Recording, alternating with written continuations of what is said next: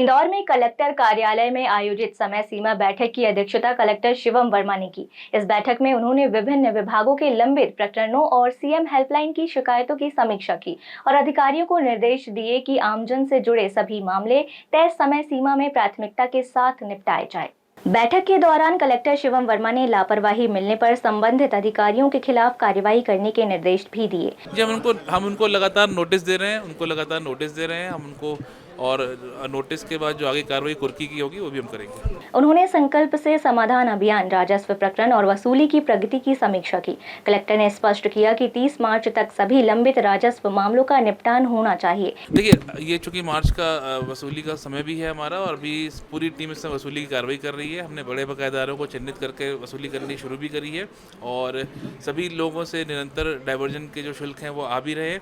कुछ जगहों पर जहाँ पे इसमें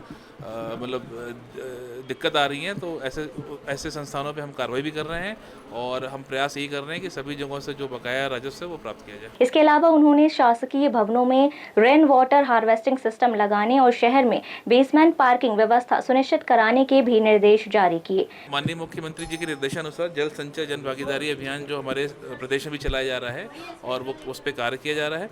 तो इसी क्रम में जो हमारे जल संरचनाएं हैं उनको विकसित करने के लिए हम लोग ने प्लान भी बनाया, जिसका काम 1 अप्रैल से प्रारंभ भी किया जाएगा।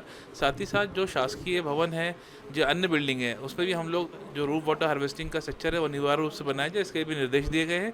जितने भी प्रधानमंत्री आवास योजना से के तहत जो आवास बन रहे हैं उन सब भी इसको किया जाएगा, जो शासकीय भवन है उस पर भी किया जाएगा, जिससे ज़्यादा से ज़्यादा हम लोग जल संचय कर सकें। जी देखिए, शहर में जो ट्रैफिक व्यवस्था है उसको बेहतर करने के लिए निरंतर प्रयास किए जा रहे हैं, और उसमें एक बहुत बड़ा पहलू होता है कि जो हमारे पार्किंग के लिए उपलब्ध स्थान है उनको उपलब्ध कराया जाए। तो जो बेसमेंट जो बनते हैं, जब नक्शे पास कराए जाते हैं बिल्डिंग्स के, तो उसमें आमून तौर पर वो पार्किंग के लिए होता है, तो उनका उपयोग पार्किंग के लिए ही हो, इसके लिए एक अभियान भी चलाया गया है। और इसमें जो ऐसे बेसमेंट जहाँ पर पार्किंग के लिए सैंक्शन हो गया है लेकिन पार्किंग नहीं की जा रही है, उस पर कार्रवाई भी की गई। कुछ भवनों को ऐसे को उनके बेसमेंट को सील भी किया गया है, और हम लोग निरंतर इस पर कार्रवाई कर रहे हैं। उन सभी जो बेसमेंट्स हैं उनको पार्किंग के लिए ही उपयोग किया जाए, इसलिए उनके सामने एक फ्री पार्किंग का बोर्ड लगाया जाएगा।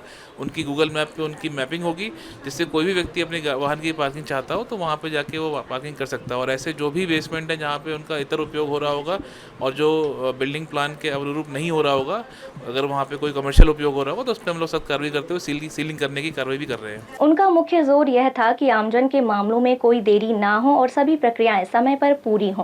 बैठक के समापन पर कलेक्टर शिवम वर्मा ने अधिकारियों से कहा कि सभी विभागीय मामलों का निपटान प्राथमिकता के साथ किया जाए और निर्धारित समय सीमा में समाधान सुनिश्चित किया जाए, ताकि नागरिकों को त्वरित और प्रभावी सेवाएं मिल सकें।